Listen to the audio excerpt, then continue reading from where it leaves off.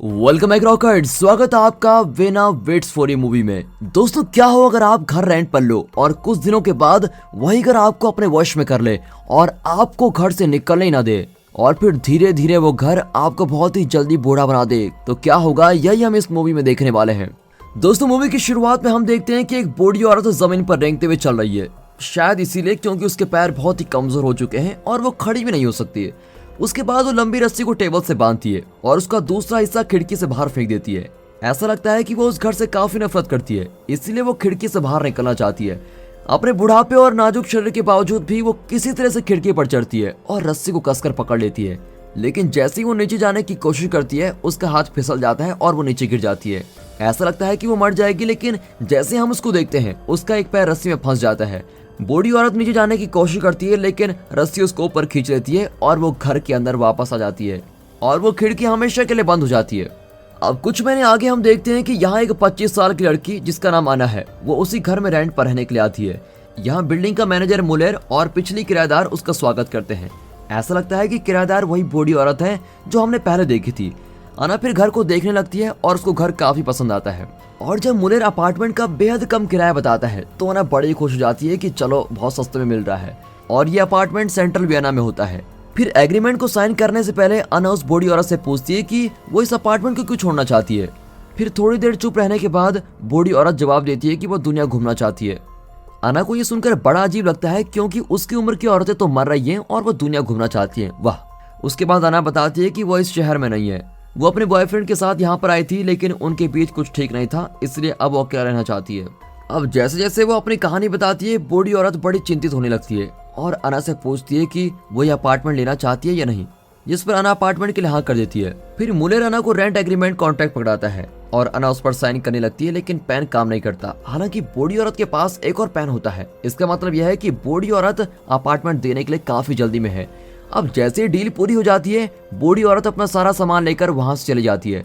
अब मुलेर अना को अपार्टमेंट की कीज देता है और कहता है कि कोई मदद चाहिए हो तो कॉल कर लेना। उसके बाद वो भी चला जाता है। इसके बाद अना जल्दी से घर को साफ करती है और अपना सारा सामान रखकर दीवारों पर रंग करने लगती है। अपार्टमेंट में काफी धूल भी होती है, इसलिए अना बेकार चीजों को बाहर फेंक देती है और वो शहर पर पड़े कपड़े को भी फेंक देती है।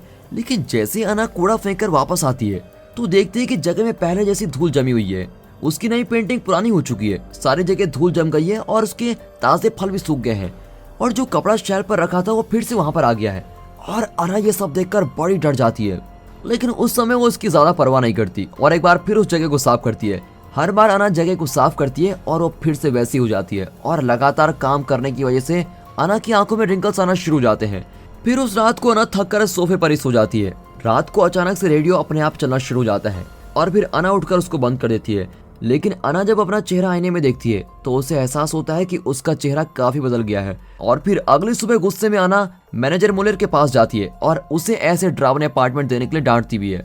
अब अना अपने सिक्योरिटी के पैसे वापस मांगती है, लेकिन मुलेर कहता है कि यह तो मुमकिन नहीं है। उसके बाद मुलेर अना को रेंट एग्रीमेंट कॉन्ट्रैक्ट दिखाता है और उसे बताता है कि उसमें साफ साफ लिखा है कि किराएदार नए किराएदार के आने से पहले ये अपार्टमेंट नहीं छोड़ सकता। ये सब इतना छोटे शब्दों में लिखा होता है कि अना को मैग्नीफाइंग ग्लास से देखना पड़ता है। और अब ये सुनकर अना गुस्से में पागल हो जाती है और मुलेर को पुलिस की धमकी देती है। लेकिन मुलेर को इससे कोई फर्क ही नहीं पड़ता। वो सिर्फ अना को अपार्टमेंट में वापस जाने के लिए वार्निंग देता है, क्योंकि यही एग्रीमेंट में लिखा हुआ भी है।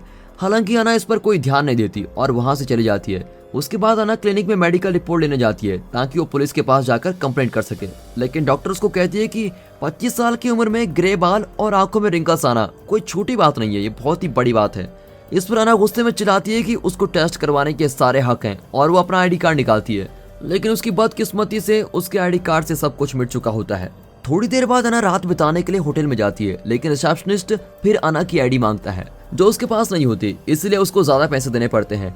उसी रात अना उठती है और देखती है कि वो काफी कमजोर फील कर रही है और अब ये बात सामने आती है कि वो बहुत ही बूढ़ी हो चुकी है, जो कि 80 साल की उम्र की औरत है।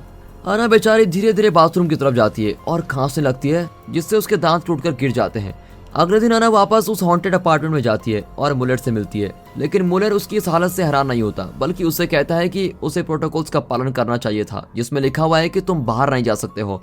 और अब ये बात सामने आती है कि जो भी कॉन्ट्रैक्ट पर साइन करता है और अगर वो बाहर जाने की कोशिश करेगा तो उसकी उम्र बढ़ती चली जाएगी जब तक कि वो मर नहीं जाता। मुलर ये भी बताता है कि अपार्टमेंट को अकेले रहना पसंद नहीं है, इसलिए कोई ना कोई किराएदार वहां पर होना ही चाहिए। और फिर मुलर से बातचीत करने के बाद अना अपने कमरे के लिए चली जाती है। थोड़ी देर बाद मुलर को एहसास होता है कि उसकी माचिस यहाँ पर नहीं है। वो जल्दी से अना के अपार्टमेंट में जाता है और देखता है कि उसका रूम लॉक्ड है। फिर हम देखते हैं कि अना अपने कमरे को जलाने के लिए चारों तरफ विस्की फेंक रही होती है। हालांकि जैसे ही अना माचिस जलाती है, कमरा आग ही नहीं पकड़ता। अना के बार बार कोशिश करने के बाद भी कमरे में आग नहीं लगती और अना के ऐसे करने से अपार्टमेंट बड़ा ही गुस्सा हो जाता है और अना का गला घोटने लग जाता है। वैसे ही अना नीचे गिर जाती है और हवा के लिए तरसती रहती है। फिर मुलर किसी तरह दरवाजे को खोलकर अंदर आ जाता है और उसके मुंह से कपड़ा निकालकर उसकी जान बचा लेता है। अजीब बात तो यह है कि ये वही कपड़ा है जो हमेशा शेल्फ के ऊपर रखा रहता है। फिर थोड़ी देर बाद मुलर अना को पानी देता है और अपार्टमेंट के बारे में सब कुछ बताना शुरू करता है। मुलर बताता है कि यह अपार्टमेंट बहुत सालों पुराना है और तब से लेकर आज तक इसमें कोई न कोई किराएदार रहता ही है। वो बताता है कि एक बार कुछ स्कूल की लड़कियां यहाँ पर रहती थी, लेकिन कुछ ही दिनों में वो सभी बूढ़ी हो गई। ये घटना एक न्यूज भी बन गई थी और हर तरफ फैलने लगी थी। और उसके बाद एक ने यहाँ पर जादू टोने करने की कोशिश भी की थी। हालांकि वो अपना प्लान में कामयाब नहीं हो पाया और बड़े रहस्यमय तरीके से मर गया था।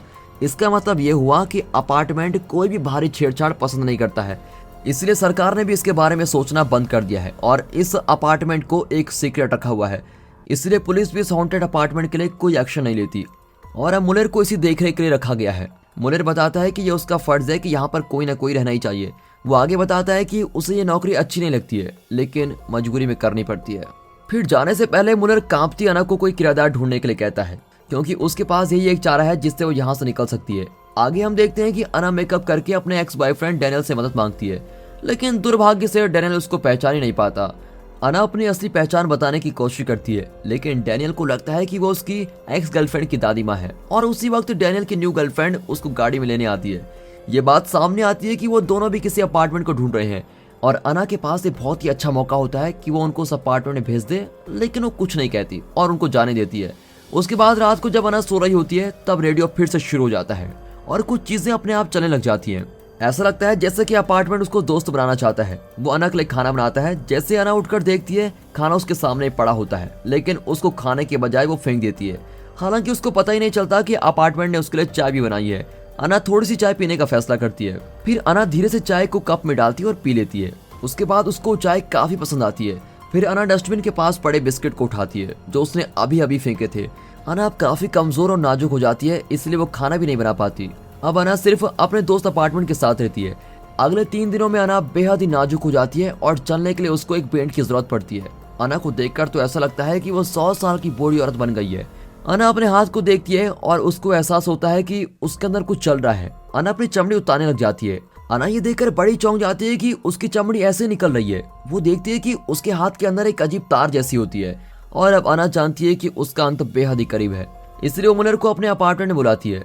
अगले सीन में हम देखते हैं कि एक कपल अपार्टमेंट देखने आता है। वो और कोई नहीं बल्कि अना का एक्स बॉयफ्रेंड डैनियल और उसकी गर्लफ्रेंड होते हैं और हमेशा की तरह वो लोग भी कम रेंट और अच्छे फर्नीचर से बहुत ही खुश जाते हैं और उनको ये भी अच्छा लगता है कि उनके आसपास कोई और नहीं रहता, इसलिए वो लोग कॉन्ट्रैक्ट में साइन करने के लिए मान जाते हैं और मुलर भी खुशी खुशी उनको रेंट एग्रीमेंट पकड़ा देता है। डैनियल उस पर साइन करने के लिए तैयार ही हो रहा होता है, लेकिन तभी अना आसपास हो रही चीजों को देख रही होती है और उसको अचानक उस समय का फ्लैशबैक दिखाई देता है जब उसे इस जाल में फंसाया गया था और फिर उसको अपना दर्द याद आता है कि किस तरह से वो इन सभी चीजों से गुजर रही है। इसलिए डैनियल के उस डेथ वारंट जैसे एग्रीमेंट पर साइन करने से पहले ही अना डैनियल के हाथ पर गरम गरम चाय गिरा देती है और उसको दूर भगा देती है। उसके बाद अना उन लोगों पर चिल्लाती है और कहती है यहाँ से चले जाओ और कभी वापस मत आना। ये देखकर तो डैनियल और उसकी गर्लफ्रेंड दंग रह जाते हैं, लेकिन बिना कुछ कहे वहां से चले जाते हैं और इसके साथ ही अना इस अपार्टमेंट से निकलने का आखिरी मौका भी खो देती है। वो चाहती तो अपने एक्स बॉयफ्रेंड को इस जाल में फंसा सकती थी और अपने कुछ आखिरी दिन आराम से गुजार सकती थी, लेकिन उसने ऐसा नहीं किया। इससे पता चलता है कि अना के दिल में अभी भी डैनियल के लिए प्यार जिंदा है, इसलिए अना अपनी जिंदगी की कुर्बानी दे देती है और इस मनहूस अपार्टमेंट का अंत करना चाहती है। यहाँ तक कि मुलर भी अब उसके बिहेवियर को देखकर बड़ा ही हैरान जाता है। मुलर के जाने से पहले अना उसको बाहर से दरवाजा बंद करने के लिए हुक्म देती है और कुछ सालों तक वापस न आने के लिए कहती है। अना को लगता है कि अगर यहाँ कोई नहीं आएगा तो ये साइकिल खत्म हो जाएगी और जो भी आत्मा इस अपार्टमेंट में है वो मर जाएगी। आगे मुलर उसका आभार जताता है और उसको गुड लक कहकर चला जाता है। अब हम देखते हैं कि अना इस अपार्टमेंट में बिल्कुल अकेली है। कोई भी उससे मिलने नहीं आएगा और ना ही उसमें इतनी ताकत है कि वो सीढ़ियों से नीचे जा सके। फिर अना खिड़की के पास जाती है और आखिरी बार ठंडी हवा को महसूस करती है जो उसको बहुत ही आराम पहुंचाती है। पिछले कुछ हफ्तों में जिस डर और चिंता का उसने सामना किया था वो सब अब खत्म हो जाता है और अना आखिरकार अपने भाग्य को स्वीकार कर लेती है। उसके बाद हम देखते हैं कि अना धीरे से अपार्टमेंट को कोमल होने के लिए कहती है और फिर सोफे पर चली जाती है जो उसकी आखिरी विश्राम जगह होती है।